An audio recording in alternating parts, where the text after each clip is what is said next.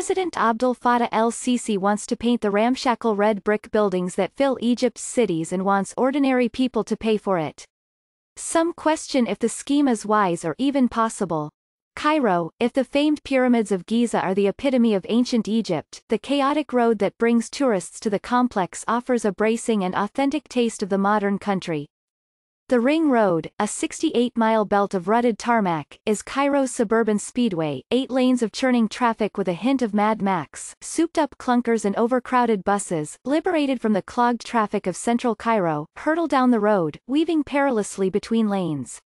Speed limit signs are treated as ornaments. Cars travel up ramps in the wrong direction. Motorists compare the drive to a thrilling video game. Fatal accidents are frequent, shootouts are more occasional. Early Thursday, 3 militants were killed in a gunfight with police officers at a checkpoint along the road, the Interior Ministry said. But it is the view from the Ring Road that most concerns President Abdel Fattah el-Sisi, the endless lines of rough, red brick buildings, smeared in dust and grime, that line the road as it swoops over the Ashwayat, informal settlements where perhaps 2/3 of the 22 million residents in Greater Cairo live. In January, Mr. el-Sisi ordered all such buildings across the country be painted in a uniform color. They look uncivilized. Prime Minister Mustafa Madbouli declared. A first priority is the Ashwayat along the Ring Road.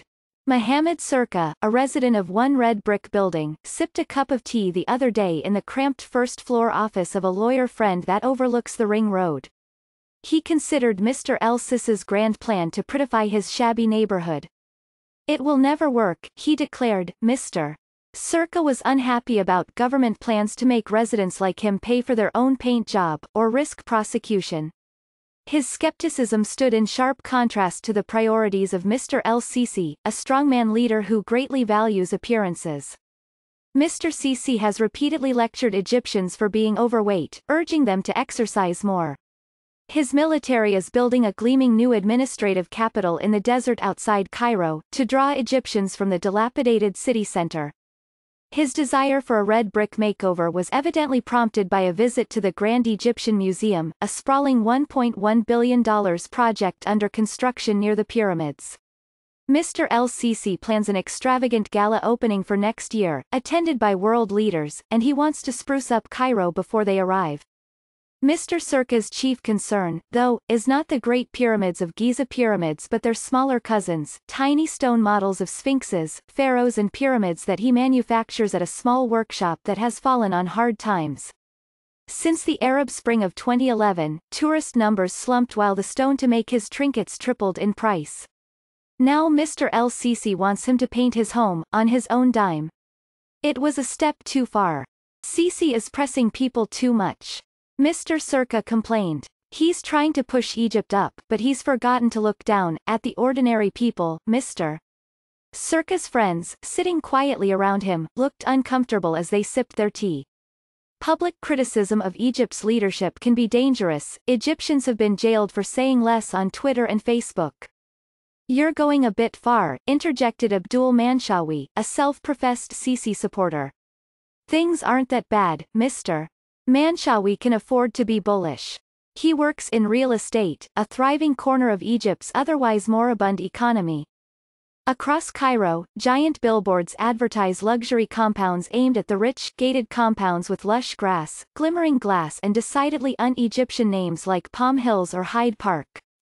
But 40% of Egypt's 98 million people live in neighborhoods more like the one they were sitting in, dust-blown locales with broken roads and tottering, often illegally constructed, buildings.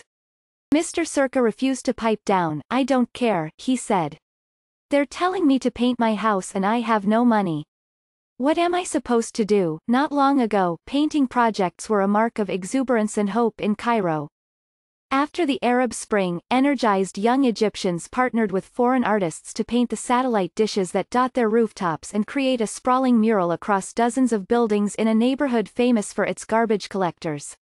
Some schemes were overly creative. Last summer, a private zoo in Cairo became a laughingstock after customers realized it had painted white stripes on donkeys in an effort to pass them off as zebras. The giveaway was the fake zebra's floppy ears and smudged stripes.